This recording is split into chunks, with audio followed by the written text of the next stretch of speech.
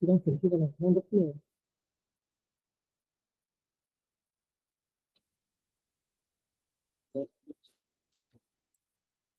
Ya, contohnya gitu. Yang di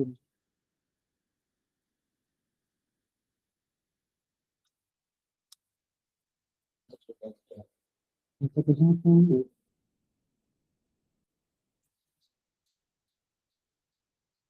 nanti aku.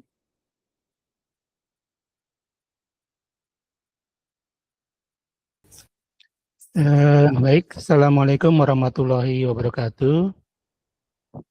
Waalaikumsalam Ibu, Bapak Ibu semua, ini sudah jam 13.50 ya, telat, nggak apa-apa.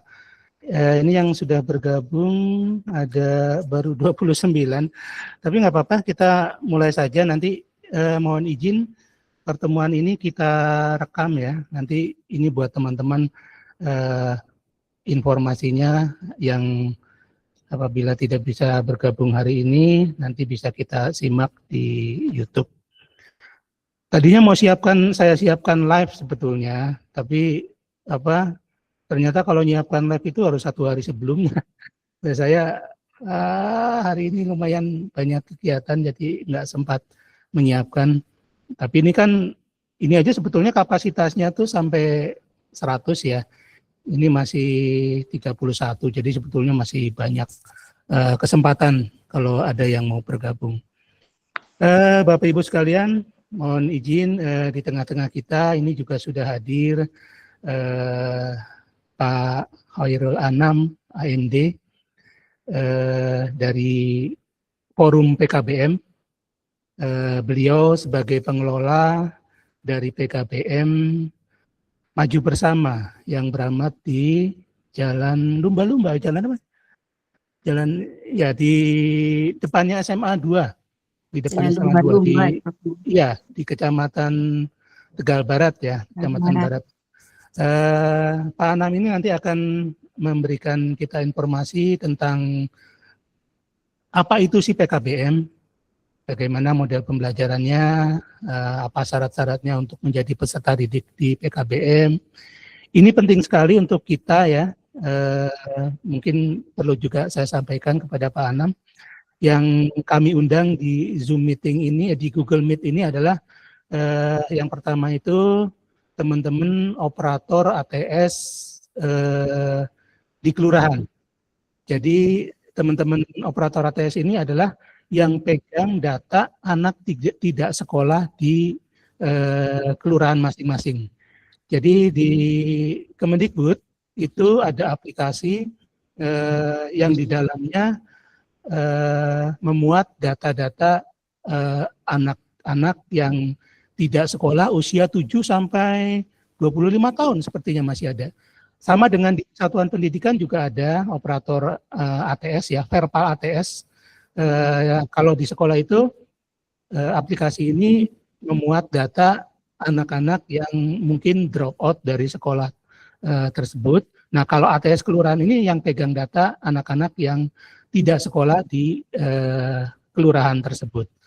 Di 27 kelurahan mudah-mudahan hari ini bisa hadir. Kalau tidak hadir mungkin nanti kita bisa juga sampaikan informasinya melalui YouTube. Kemudian yang kedua ada Bapak Ibu dari kader Posyandu bidang pendidikan. Nah, tadi kami sudah bahas juga di forum PKBM, sudah kami sampaikan kepada teman-teman di forum PKBM bahwa saat ini di Posyandu bukan hanya ada layanan kesehatan, tapi ada layanan pendidikan, sosial, pekerjaan umum, perumahan rakyat, Trantibudmas, jadi ada 6 SPM yang ada di Posyandu. Nah, yang bersama kita hari ini hadir adalah kader-kader Posyandu bidang pendidikan. Di Kota Tegal ada 209 Posyandu. Kami punya grup juga Pak Anam untuk kader Posyandu ini. Meskipun jumlahnya sudah cukup banyak sebetulnya dibandingkan dengan bidang yang lain ya. 190-an lah kurang lebih anggota grup ini yang sudah bergabung, tapi masih kurang beberapa karena di Posyandu ini masih keluar masuk ya, masih ada bongkar pasang sampai hari ini, masih ada yang ya mengajukan pergantian. Nah, teman-teman kader Posyandu ini nanti yang diharapkan menjadi ujung tombak kita bersama ya di masyarakat untuk bidang pendidikan. Jadi informasi pendidikan, mungkin edukasi kepada masyarakat tentang pendidikan itu di tangan Bapak Ibu kader ini. Untuk itu Google Meet ini penting sekali untuk kita bisa laksanakan sebagai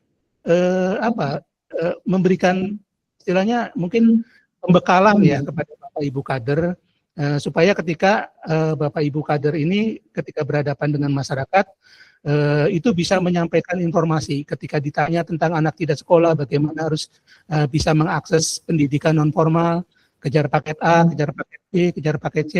Itu teman-teman kader ini, Bapak Ibu kader ini punya bekal, punya informasi, dan dengan bekal itu akan bisa memberikan edukasi supaya anak tidak sekolah di Kota Tegal bisa tertanggulangi. Sampai saat ini jumlahnya cukup besar ya, di Kota Tegal itu ada 3.160. Nah ini menjadi target sasaran teman-teman kader Posyandu bidang pendidikan. Nah, di samping itu yang sudah bergerak bersama juga dengan Dinas Pendidikan, ada kami undang juga relawan pendidikan. Nah, relawan pendidikan ini sudah melakukan pendataan pendataan anak tidak sekolah ini sejak lama sebetulnya. Dulu itu pernah ada program dari kementerian kita Dinas Pendidikan mengirim data anak usia anak putus sekolah ya. Nah, dulu itu kami bersama dengan PKBM untuk menangani anak tidak sekolah ini. Jadi kami membentuk tim yang anggotanya itu dari teman-teman PKBM. Kalau dulu terus terang aja ya ini mungkin teman-teman yang relawan pendidikan mungkin tidak semua tahu mungkin ya, karena kami sebetulnya mengawali pendataan anak tidak sekolah itu sudah 5 atau mungkin 7 tahun yang lalu, sebelum ada relawan pendidikan bersama teman-teman PKBM.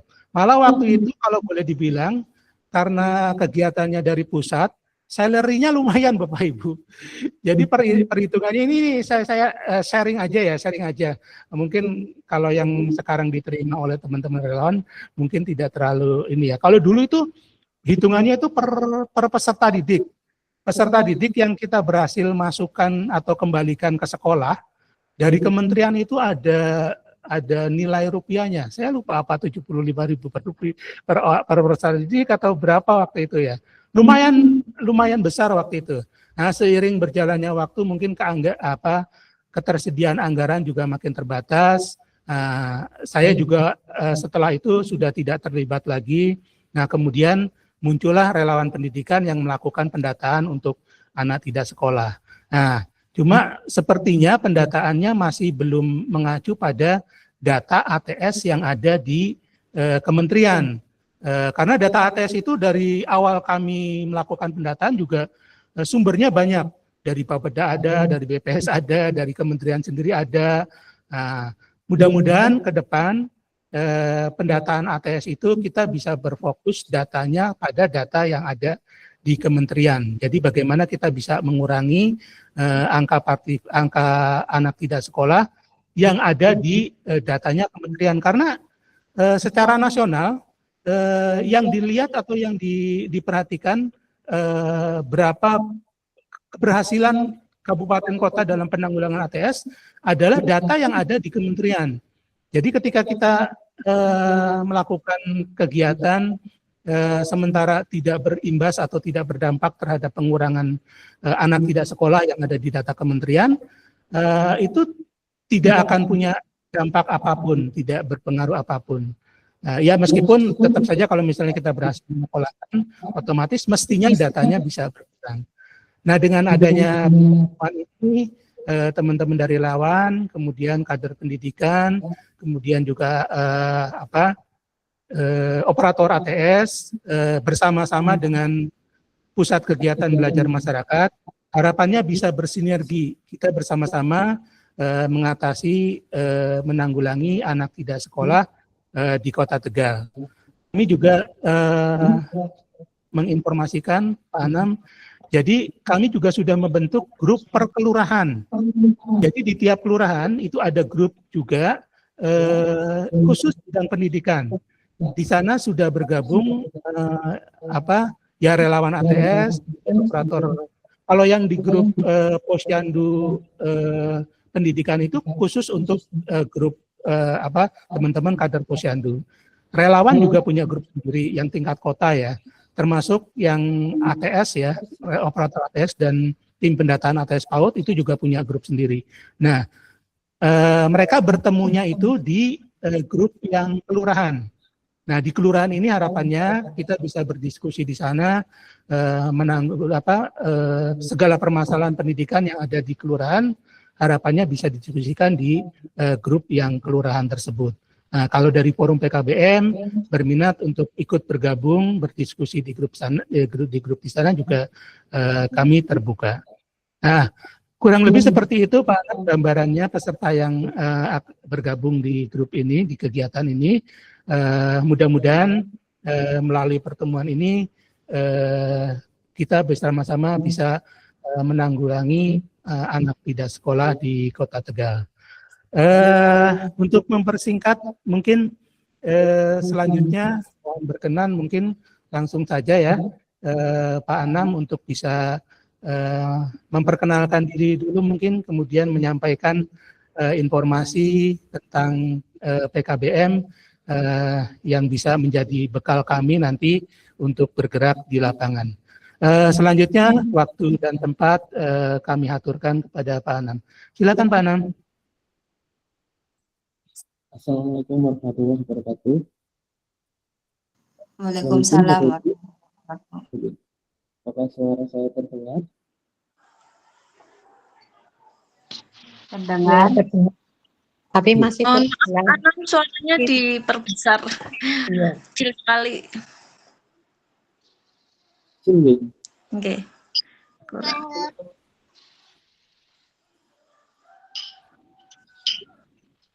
Terbesar suara. Yang terdengar atau Ibu menuju?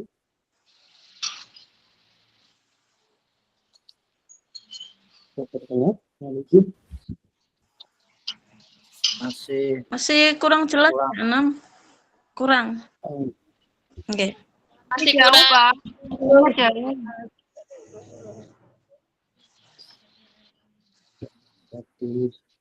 Sudah 100%? Sudah terdengar? Sudah terdengar atau Ibu menuju? Ya udah, memang Pak Anam mungkin suaranya pelan ya. Jadinya nggak bisa full. Itu belum makan atau bagaimana ya Pak Anam? Maaf, guyon dulu biar nggak paham. Suaranya. Sudah terdengar? Ya. Volumenya masih kecil, Pak. Iya. Lo kan gitu aja ya? Oh gitu ya? Ini sebetulnya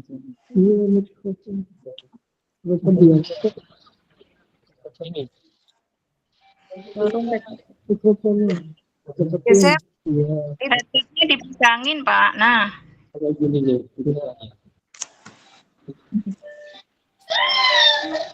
Sudah? Sudah nih? Atau ini masih belum jelas, mohon maaf. Itu suaranya jelas. Ini sudah jelas? Mohon maaf Bapak Ibu. Ternyata ini Belum jelas, Pak. Lumayan. Lumayan ya, mungkin Pak Anam suaranya pelan memang. Intonasinya kurang. Oke. Kecil, Pak. Sudah.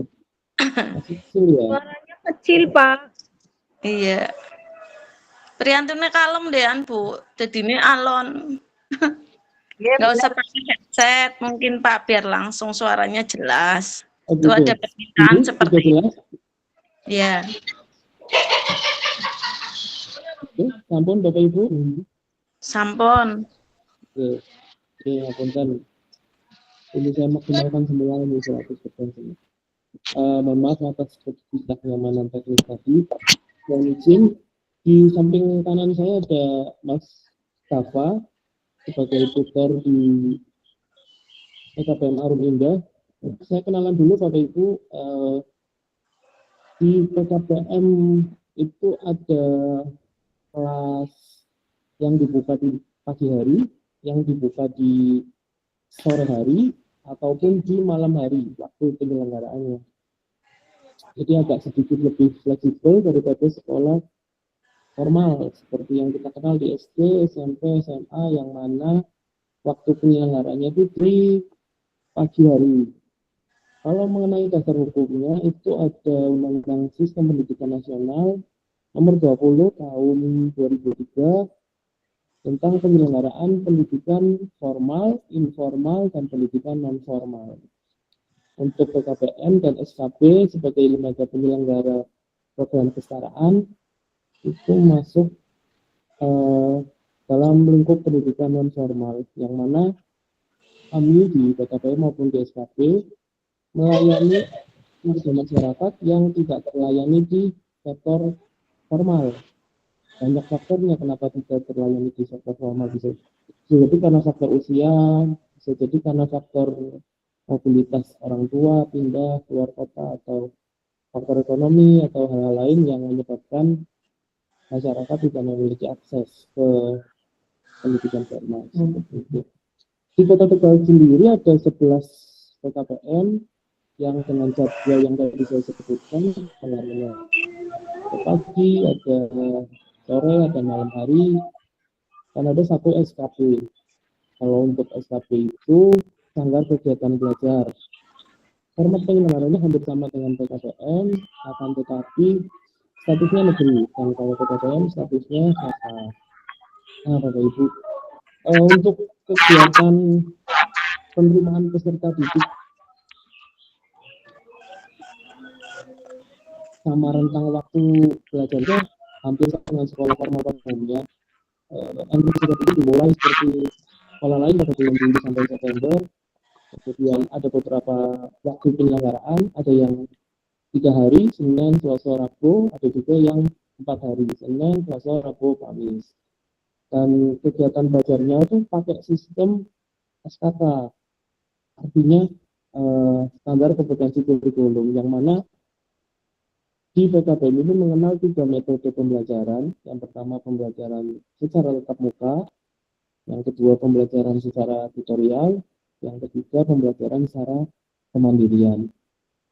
Jadi untuk peserta dengan kegiatan seperti sudah memiliki kegiatan berusaha atau berdagang, punya kegiatan bisnis, atau sudah bekerja, tetap bisa menyelesaikan belajarnya di PKBM dengan 3 metode tersebut. Jadi pas pada waktu tatap muka memungkinkan untuk berangkat, mereka berangkat ke kelas, dan ketika ada kegiatan lain seperti bekerja di laut atau bekerja di pabrik yang waktunya berbenturan dengan jadwal kelas, mereka bisa menyelesaikan beberapa mata pelajaran tertentu sesuai dengan kompetensi dasar melalui belajar mandiri.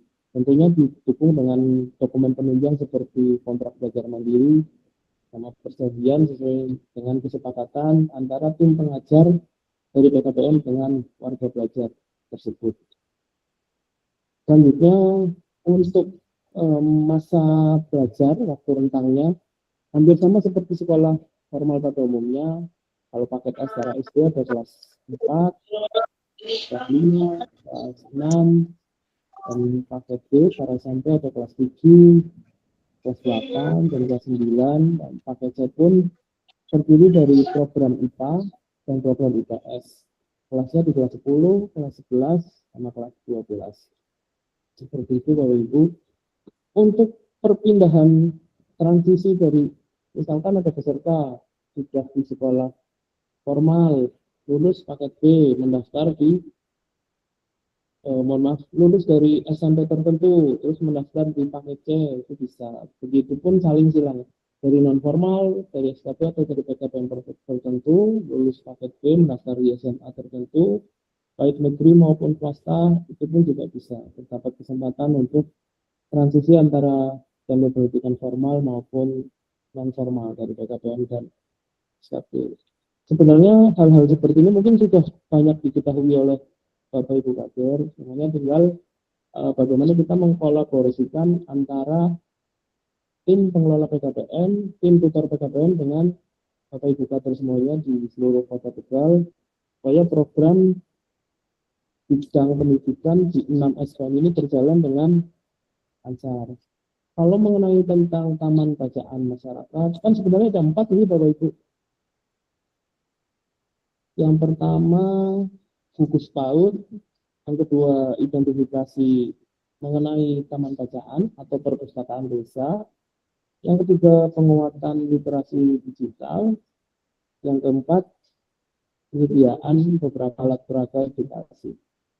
Sebenarnya yang kurang sekali yang kelima, program pendataan anak putus sekolah atau program pendataan anak tidak sekolah. Tapi tadi sudah disampaikan Pak Ali bahwa tahun ini mau ada program itu, mudah-mudahan berjalan lancar, dan sepertinya pemerintah pun juga support kita dalam hal ini, tinggal menunggu nanti realisasi di persiapan pendataan peserta baru di bulan Juli. Gitu. Bapak Ibu, supaya diskusinya lebih mengalir, barangkali ada beberapa case tertentu atau ada kondisi dan situasi tertentu di wilayah Bapak Ibu terkait penanganan anak tidak sekolah atau anak putus sekolah, bisa disampaikan. Walaupun saya tidak bisa melihatnya, nanti saya minta tolong ke Mas Tafa atau teman-teman yang lain. Kebetulan di ruangan ini juga ada Pak Hamam atau pula Mas Diki Abdullah, bagian dari tim Forum PKBM Kota Tegal yang tadi sudah melangsungkan rapat. Kami juga mengapresiasi seluruh Bapak Ibu Kader Posyandu karena semangatnya untuk menangani kegiatan ini begitu luar biasa. Semoga yang Bapak Ibu lakukan membuahkan catatan amal kebaikan tersendiri yang berbuah kebaikan dan rezeki yang berlimpah. Amin.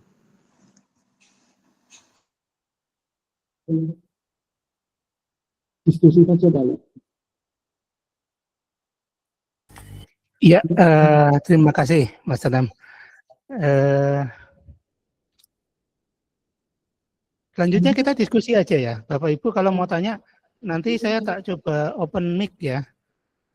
Ini soalnya kalau saya berbicara ini rada no feedback ya. Nanti mungkin bisa dipandu langsung Mas Anam untuk tanya jawabnya.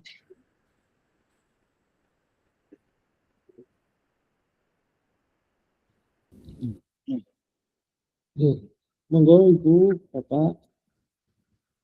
Assalamualaikum. Waalaikumsalam warahmatullahi wabarakatuh. Ya, terima kasih Pak Ali dan Pak Anam.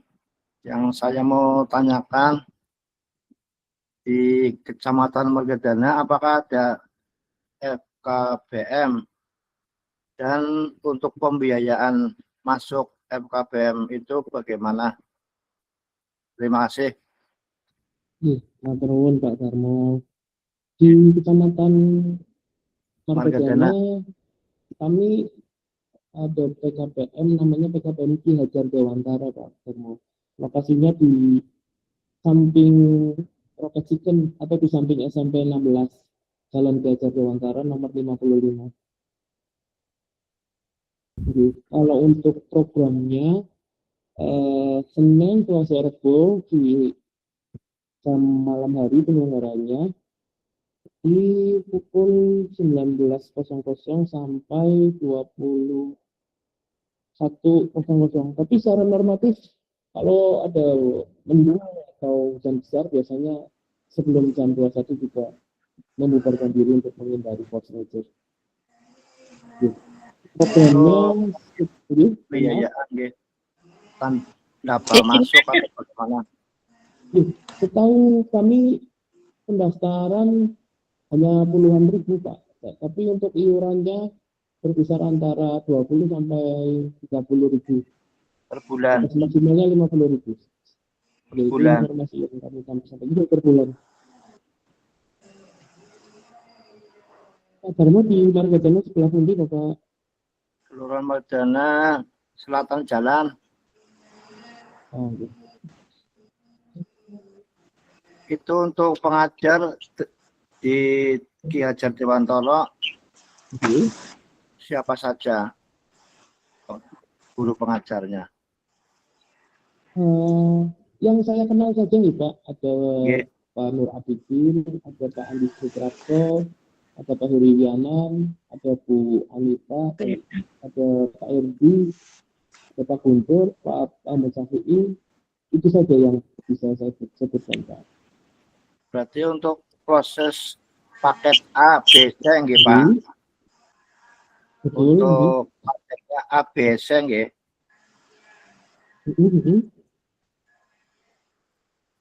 Di paket A, Untuk anak paket B, paket C. C. Berarti untuk putus anak sekolah nggih. Betul Pak. Nggih, matur nuwun. Izin tanya. Ini silakan. Assalamualaikum warahmatullahi wabarakatuh. Perkenalkan saya kader SPM bidang pendidikan dari Posyandu Melati, Kelurahan Kemandungan.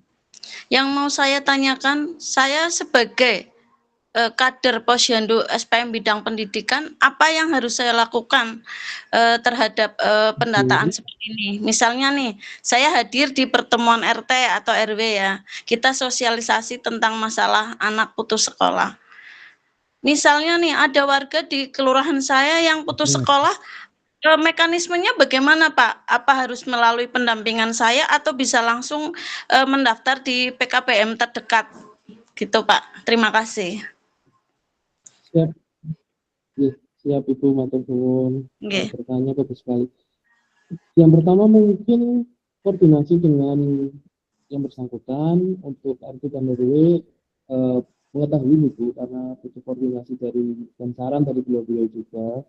Kemudian Ibu bisa menampung data pendaftaran seperti fotokopi KTP saat pesertanya sudah berusia memiliki KTP, kemudian akte kelahiran, kakak, rapot di sekolah sebelumnya barangkali ada, sama ijazah sebelumnya.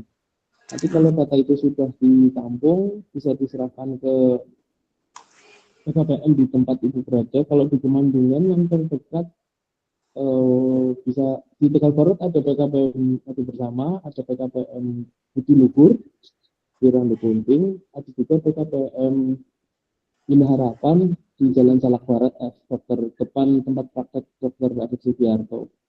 Satu lagi di Pekauman yang di Jalan Gajah Mada, namanya PKBM Muda. Berarti memang di Kelurahan Kemandungan memang belum ada ya Pak itu PKBM-nya, jadi harus ke yang terdekat dulu gitu ya Pak.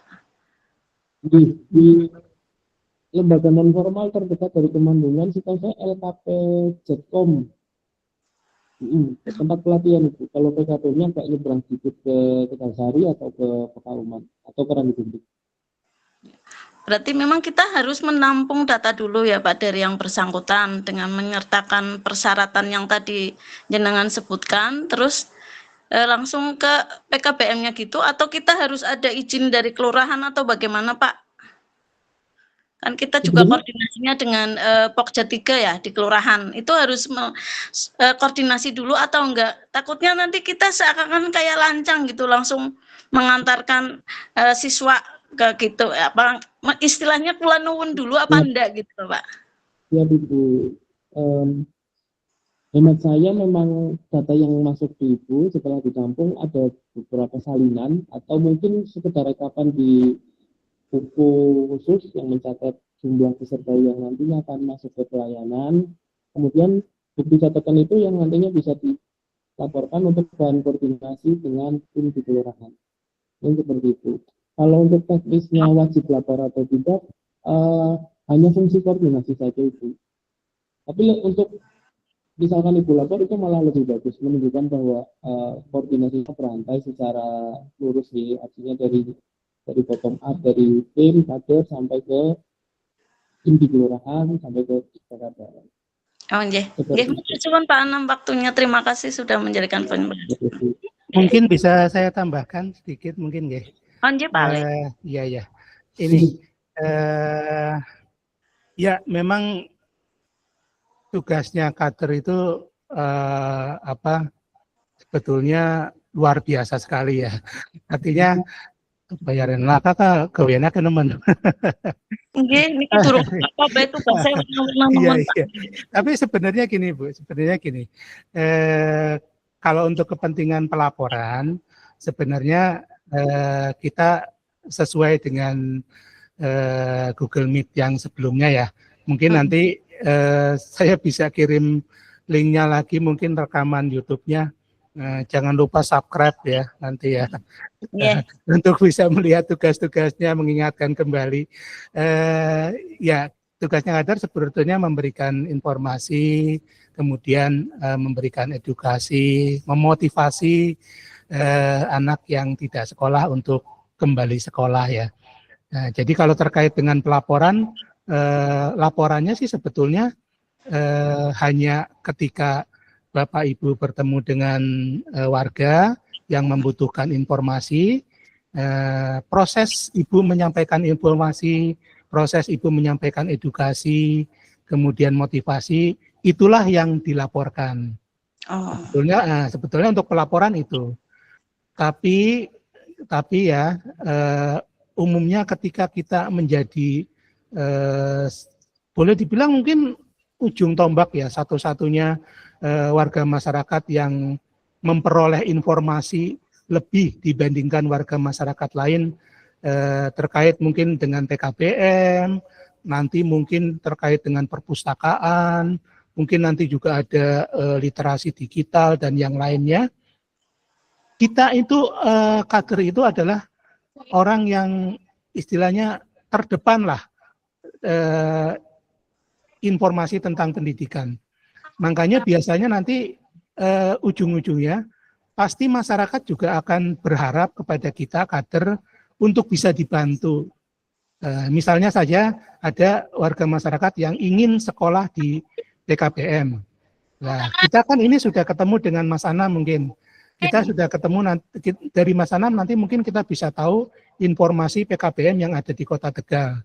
Bagaimana proses pendaftarannya, bagaimana model sekolahnya. Warga masyarakat yang ada di lingkungan kita pastinya nanti akan mendatangi kita. Nah, kita ketika ada warga yang datang meminta bantuan kepada kita untuk didaftarkan ke PKBM, kita bisa saja langsung menghubungkan kepada PKBM yang bersangkutan atau yang menjadi minat dari warga masyarakat tersebut. Nanti kan kita bisa minta nomor WA-nya Mas Anam ya. Nanti kita bisa minta WA-nya PKBM lain yang terdekat. Nah, dari WA itu nanti kita bisa komunikasi. Kita bisa menghubungkan antara warga yang membutuhkan informasi dengan PKBM yang bersangkutan. Itu bisa saja sebetulnya langsung berkomunikasi. Nah, laporan yang apa yang Bapak Ibu kerjakan, itu di samping nanti masuk kepada kami di Dinas Pendidikan, juga nanti laporannya mungkin juga bisa dibaca oleh kelurahan maupun oleh yang memegang atau yang menangani atau yang leading sektornya Posyandu ya, yaitu DPPKB P2PA. Jadi laporan yang apa yang Bapak Ibu lakukan itu nanti bisa juga tersampaikan ke kelurahan. Nanti mungkin setiap tahun atau mungkin ketika Bapak Ibu tanda tangan insentif mungkin ya, mungkin laporan itu kalau dibutuhkan nanti bisa kita sampaikan yang secara tertulis. Tapi secara lisan Bapak Ibu tidak menutup kemungkinan untuk bisa terus berkomunikasi dengan kelurahan ya, dengan kelurahan. Jadi kalau Bapak Ibu ketika nanti pihak kelurahan mungkin monitoring Posyandu, Bapak Ibu bisa laporkan kepada pihak kelurahan. Ini kemarin ada si ini yang mendaftar di PKBM, sudah kami salurkan ke PKBM ini dan sudah mulai belajar. Itu Bapak Ibu secara informal bisa melakukan komunikasi semacam itu. Jadi kita fleksibel saja Bapak Ibu, tidak harus prosedural ya, karena kan laporan sudah kita siapkan, kemudian tugas Bapak Ibu juga sudah kita sampaikan. Nah, di lapangan kita fleksibel saja. Kita bisa komunikasi dengan kelurahan, juga kita bisa komunikasi langsung dengan PKBM. Mungkin tambahan dari saya itu saja mungkin. Mohon Oh, izin Pak Ali, iya, ada gimana? ada sedikit gimana sebaiknya di grup kader pendidikan disertakan data PKBM di Tegal ya. Jadi saya juga bisa tahu PKBM mana, si mana aja yang di Tegal. Siapa tahu nanti kan saya bisa info ke setiap kita ada pertemuan RT kan kita ada kayak sesi tanya jawab gitu loh Pak. Oke, siap. Atau Oke. nanti mungkin Mas Anam dari forum PKBM mungkin bisa ada PDF atau mungkin slide mungkin nanti bisa kami share untuk promosi di pembekalan untuk kader Posyandu mungkin. Matur suwun Pak Ali. Matur suwun Pak Anam. Siap. Oke. Panggung, Mbak, panggung. Ya, Pak. Waalaikumsalam. Halo. Ibu, monggo. Halo, Assalamualaikum. Waalaikumsalam. Iya. Halo, iya. Siap. Ya. Nama saya Bu Mary dari Kelurahan Panggung. Siap, Ibu. Iya. Pak, ini kan saya posisinya di kelurahan. Berarti untuk kegiatan ini tugasnya kita dari kelurahan adalah merekap. Apa kita juga turun ke bawah, Pak? Artinya mengecek kan ini kan setelah saya cek ternyata datanya itu beda-beda. Data dari Pokja 2 kelurahan dan data dari sukarelawan beda. Jadi kita mulai dari mana nih Pak? Turun langsung ke lapangan, apa kita minta tolong kader yang jalan? Yang pertama. Yang kedua, panggung itu udah punya PKBM belum sih Pak? Kayaknya nggak dengar-dengar ya Pak. Jadi kalau kita daftar tuh mau kemana? Kalau ada yang mau melanjutkan gitu. Ya sementara dari saya cukup. Waalaikumsalam Siap. Pak. Terima kasih Ibu Mary. Data yang dimaksud di nomor 1 tadi mungkin data ATS ya Ibu ya, data anak tidak sekolah atau data yang lain. Data ATS dan ABK itu kayaknya datanya beda-beda. Kemarin baru saya minta dari teman-teman. 2024, 2025 udah beda. Iya Pak. Apa kita mau mendata ulang apa gimana Pak? Biar dapat database yang pas gitu, yang sesuai dengan kenyataan di lapangan. Bingung ini mau melangkahnya dari mana gitu. Oke Pak. Siap. Saya maksud. Siap. Data ATS itu memang dinamis Ibu. Artinya data ATS yang sekarang direkap, yang saya pegang pun dari Kelurahan Tegalsari, kadang ada perubahan karena nama peserta yang ada di dalam data kadang pindah tempat tinggal atau dengan status yang baru seperti sudah menikah, pindah alamat seperti tadi dijelaskan. Ada dua data yang ketika didatangi ternyata namanya tidak sama, tempat tanggal lahirnya sama alamatnya bisa sama, tapi namanya berbeda. Itu juga saya kurang tahu karena beberapa waktu yang lalu data itu sudah matang dan ada di tabel data ATS. Baiknya sih memang pendataan ulang dari akar melalui sosialisasi ke PKK, ke BRO. Tapi ini prosesnya panjang sekali Ibu. Artinya kita data ini sambil berjalan aja karena nggak mungkin kita menerjunkan sekian tim untuk sosialisasi ke serentak ke wilayah Panggung yang cukup luas. Jadi mungkin bisa melewati pertemuan-pertemuan kegiatan RT, kegiatan RW, PKK, sama beberapa mungkin pengajian mungkin di tempat itu dari koordinasi antar tokoh masyarakat sama aktivis yang ada di lingkungan. Mengenai PKBM yang di Panggung, ada PKBM namanya PKBM Citra Mandiri. Di mana Pak? Citra Mandiri itu saya cek alamatnya di Jalan Mejabung sebelah utaranya Usama Ibu. Sebelah utara apa Pak kayaknya? Dengan ketua pengelola Usama. Di Mejabung ya Pak, di Mejabung ya Pak. Ya, Jalan Mejabung saya agak lupa bannya, cuma nomornya nomor 16 agak masuk gang menjadi jalan. Saya bisa langsung Dekat kunjungan ke situ, SDIP Pak. Usama. Oh, di situ, sekitar situ. Siap. Ya, wis, Oke. Pak. Oke. Untuk Oke, pendataan Pak. tadi memang ada baiknya menjelang tahun pelajaran baru di bulan Juli depan mungkin bisa sembari santai ditata, tapi dengan tidak ini gitu, dengan tidak diforsir. Karena kalau kita ngikutin ATS sama APS ini memang kayak luar biasa ini. Banyak Iya, yang data sudah berubah. Oke, terima kasih Ibu Mary pertanyaannya. Bagus iya, banget. terima kasih Pak, sama-sama.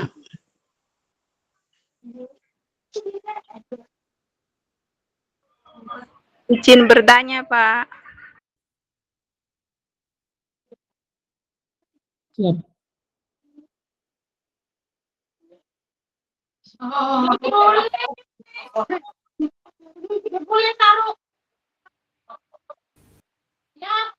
Monggo Ibu yang mau bertanya. Iya, Pak, saya mau bertanya. Halo? Langsung aja Ibu. Oh ya, saya dari Posyandu Debong Tengah, Anggrek 1, mau mempertanyakan kalau Debong Tengah sekiranya ada PKBM di mana ya, Pak? Silakan. Oke, langsung. Baik, Ibu, terima kasih pertanyaannya untuk institusi dari Posyandu Anggrek di Debong Tengah. Untuk Ya. Debong Tengah itu ada satu PKBM, tapi ini beralaman berpindah di kebetulan itu namanya PKBM Arum Indah. Arum Indah. PKBM Arum Di Indah. dalam pastinya mana ya, Pak? Baru itu depan kelurahan dalam Depan Kelurahan Randu Kunting? ya di PKBM Arum Indah Jalan Sasti. Iya. Depan Pak, boleh saya kelurahan. bertanya? Nah, Gini, Pak. Jadi Oke. di RT saya itu ada anak yang bisa dikatakan putus sekolah. Dia harusnya tahun ini adalah kelas 12. Tapi dari kelas 11 ternyata dia sudah tidak masuk. Jadi untuk kelas 11 semester 2 dia sudah tidak menerima rapot. Jadi di rapotnya itu nggak ada nilainya gitu loh, Pak. Itu tapi si anak ini minat untuk kejar paket, Pak. Tapi SMK bisa, Pak? Apakah bisa? Oh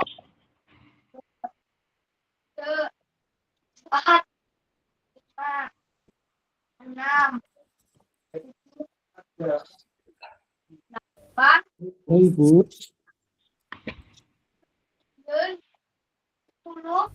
SMK-nya kelas berapa Ibu? Harusnya tahun ini kelas 12, cuman dari kelas 11 dia itu sudah tidak masuk.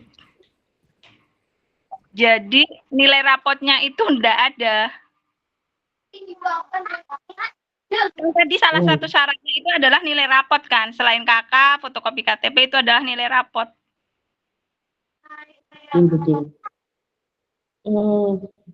Gini Bu, saya menyampaikan regulasi yang baru Bu, artinya dari SMK sama SMA itu kan beda, misalnya apa ya, beda jurusan. SMK itu mempelajari beberapa keterampilan atau vokasional yang sesuai dengan SKNI, Standar Kompetensi Kerja Nasional Indonesia.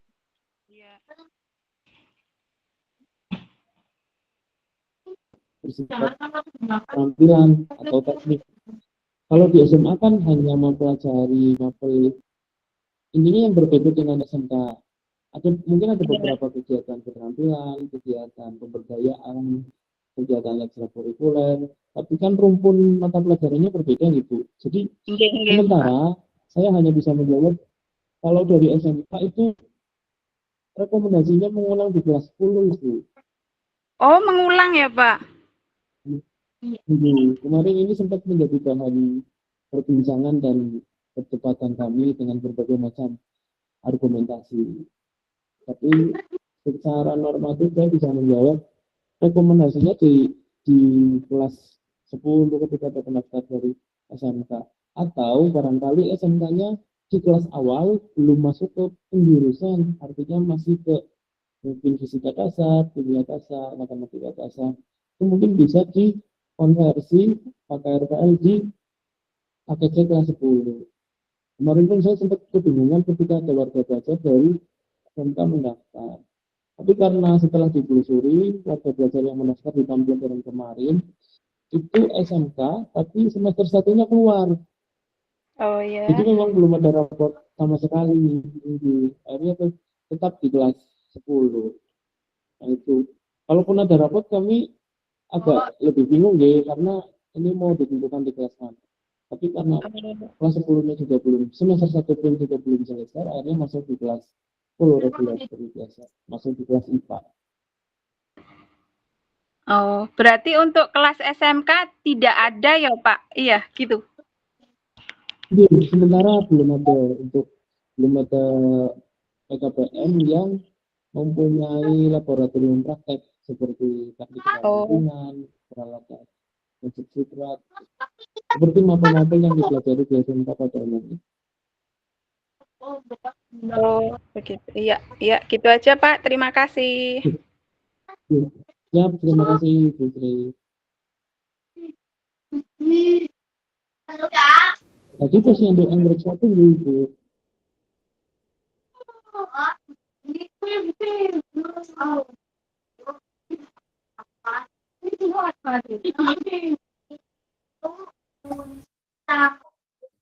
Monggo, yang lain mungkin ada lagi. Menambahi sedikit mungkin tadi ya yang dari Mas Anang.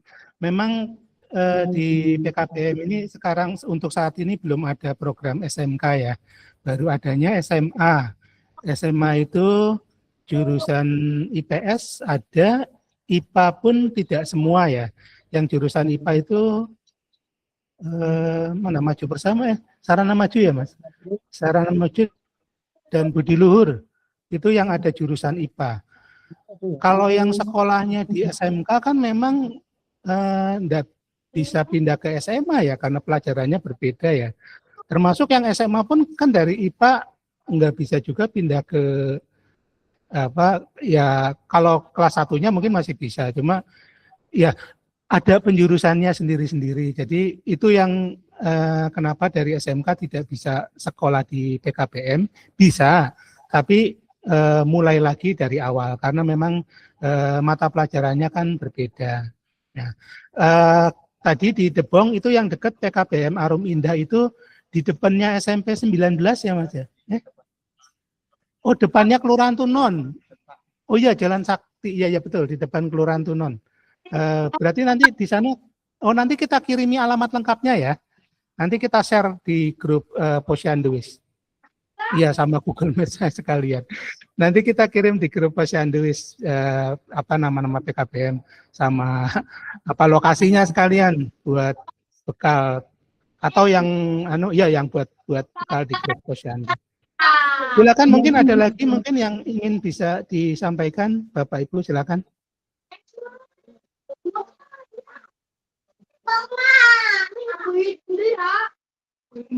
Assalamualaikum warahmatullahi wabarakatuh. Maaf Pak, saya izin tanya. Monggo. Ya, itu untuk proses belajarnya di PKBM itu bisa maksudnya dijalani sama siswa itu sampai berapa lama sampai lulus Pak untuk tiap jenjangnya. Terus yang kedua untuk itu apa pendaftarannya apa bisa dilakukan setiap saat ya Pak? Apa mengikuti pembelajaran seperti sekolah-sekolah umumnya Pak pendaftarannya? Terima kasih itu aja Pak. Assalamualaikum warahmatullahi wabarakatuh. Waalaikumsalam warahmatullahi wabarakatuh. Yang pertama, waktu rentang belajar itu. Kalau mengenai waktu rentang belajar, itu karena kami mengadopsi sistem yang ada di formal, di mana kelulusan juga ditentukan dari nilai perjalanan rapotnya peserta ke kelas 10, kelas 11, kelas 12, setiap kelas pun ada semester 1 dan semester 2. Jadi sampai hari ini regulasi yang berlaku itu 3 tahun Ibu, sama seperti dengan sekolah formal untuk pendaftar baru dan kemudian untuk pendaftar pindahan menyesuaikan dengan rapat terakhir dari sekolah sebelumnya, baik rapat di tingkat SMP maupun dari tingkat SMA. Terus yang kedua tadi mengenai waktu pembelajaran atau yang kedua apa enggak Ibu? Pendaftaran Pak. Oke, untuk pendaftaran dibuka biasanya di bulan Mei sudah kita nanti bisa ngikut daftar ke masing-masing PKPM atau ke teman-teman atau posyandu atau di kelurahan. Kemudian nanti entry data itu dibuka bulan Januari hari Senin minggu Pak. Menunggu rilis sistem pendataan di Kapodik yang terbaru dibatasi sampai September tanggal 30. Untuk kegiatan nanti mulai di bulan Juli, mohon maaf, awal tahun pelajaran baru menyesuaikan dengan kalender pendidikan Provinsi Jawa Tengah. Biasanya hari Senin di pekan ketiga dalam satu bulan di hari Senin di bulan Juli berarti di sebuah kalender jatuhnya di estimasinya tanggal 19 tanggal 20 itu. Biasanya formal lebih dulu di tanggal 13. Ada PKPM yang agenda kerjanya mengikuti agenda formal. Ketika formal buka tanggal 13, nanti secara bersamaan mereka buka waktu penyelenggaraan. Ada pula yang 1 minggu setelah kegiatan formal. Kenapa mundur 1 minggu? Karena menunggu beberapa warga belajar. Kami menyebutnya warga belajar di foto itu, bukan siswa-siswi tapi warga belajar. Kami menyebutnya warga belajar karena menunggu mereka yang tidak terlayani di sekolah formal untuk masuk ke KPP ataupun KPJ. Seperti itu. Oke. Ya, mohon Pak informasinya. Mas Anam, kalau misalnya ada yang putus sekolah di semester genap, ini gimana ya? Ya, betul-betul saya kurang menyampaikan ini. Barusan saya sendiri bulan Desember lalu ada permintaan pindah dari salah satu warga belajar kami, Pak A kelas 4 SD, beliau pindah ke luar kota karena orang tuanya juga sudah mobilitasnya di situ Pak. Jadi kami bikinkan surat pindah, tapi ini dalam tanda kutip sekolah yang baru pun harus bisa menerima sistem pendataan di tengah semester. Karena tidak semua sekolahan mau melayani entry peserta didik itu di bulan Januari di pertengahan semester. Kebetulan kami kontak dengan operator sekolah tersebut di luar kota, itu SD Islam Terpadu Bapak Ibu. Ada komunikasi dan ternyata SD-nya menyanggupi, lalu SD mengeluarkan surat keterangan kesiapan menerima peserta didik.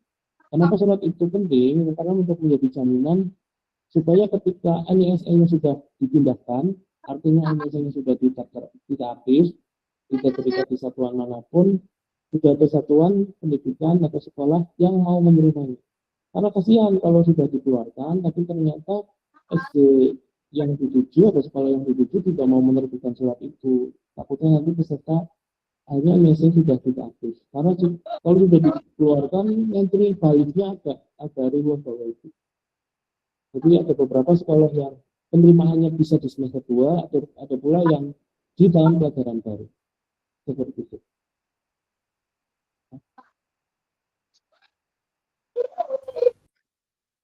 Iya, seperti itu ya. Monggo silakan, barangkali ada lagi yang akan disampaikan.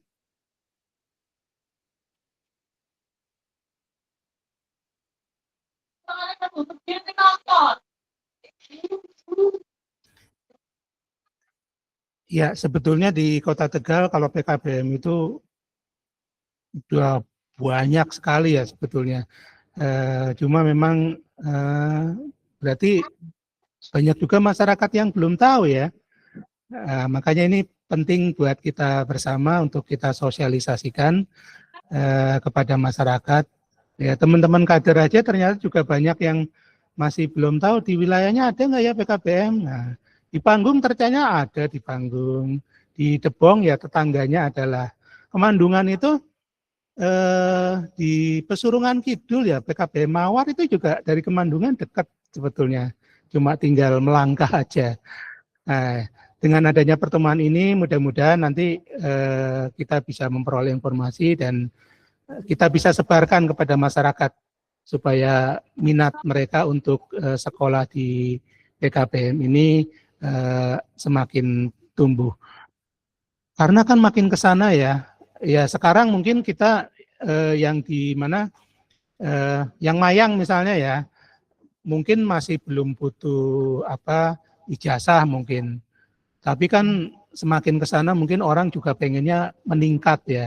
Artinya mungkin hari ini ijazah SMP masih diterima. Ke depan siapa tahu syaratnya mungkin ketika mau daftar di pelayaran atau apa, mungkin harus ijazah SMA. Atau mungkin sekarang kalau bos-bos kapal mungkin yang penting tenaganya kuat lah, gelem mangkat Mayang ya diterima jadi pegawai, jadi istilah anak buah APK. Tapi ke depan kita nggak tahu ya, barangkali ternyata pendidikan menjadi salah satu syarat yang harus dipenuhi. Nah, kalau dengan kita bisa sekolah di PKBM kan kita bisa punya nilai lebih lah untuk mengakses dunia kerja. Bapak Ibu silakan, barangkali masih ada masukan lagi.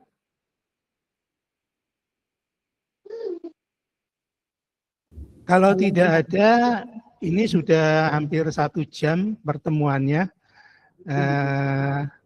Sudah banyak juga yang kita bicarakan. Tapi monggo barangkali masih ada. Kalau tidak ada, mungkin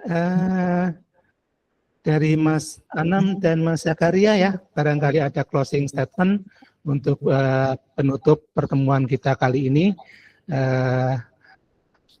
Pesan mungkin untuk Bapak Ibu kader dan relawan pendidikan maupun operator kelurahan supaya bisa dijadikan bekal untuk mereka bergerak di masyarakat. Silakan closing statement-nya. Terima kasih. Pada intinya kami sebagai perwakilan forum komunikasi PKBM Kota Tegal mengucapkan terima kasih kepada Bapak Ibu, Bapak Posyandu, para penggiat dan aktivis di bidang pendidikan khususnya dan di berbagai bidang, karena ada 6 bidang yang sama-sama penting menurut kami untuk pelayanan Posyandu. Assalamualaikum warahmatullahi Sudah banyak yang wabarakatuh. bisa kami sampaikan. Intinya kami satu mengucapkan terima kasih, yang kedua kami memberikan apresiasi sebesar-besarnya.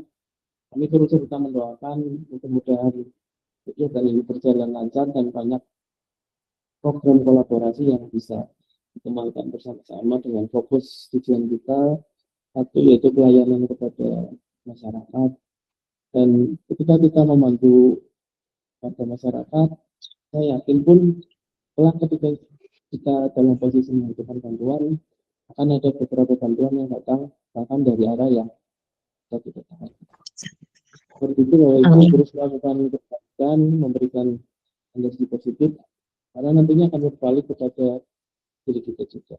Terima kasih buat waktunya, sudah meluangkan waktu untuk mengikuti kegiatan ini. Tetap semoga semua yang Bapak Ibu telah curahkan untuk seluruh kegiatan aktivitas ini atau untuk kegiatan kemasyarakatan mendapatkan balasan kebaikan dan rezeki yang semakin.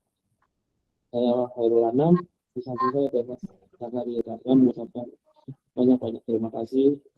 Kami tutup Bapak Ibu dengan bacaan hamdalah. Wassalamualaikum warahmatullahi wabarakatuh. Waalaikumsalam warahmatullahi wabarakatuh. Terima kasih Mas Anam dan Mas Zakaria. Bapak Ibu sekalian, dengan demikian pertemuan ini telah sampai pada akhir acara. Terima kasih untuk semuanya atas partisipasinya, atas peran aktifnya. Mudah-mudahan kegiatan ini bisa memberikan manfaat untuk kita semua. Sampai jumpa lagi di pertemuan berikutnya. Akhir kata, wassalamualaikum warahmatullahi wabarakatuh. Waalaikumsalam warahmatullahi wabarakatuh. Terima kasih Bapak Ibu. Sami-sami Pak.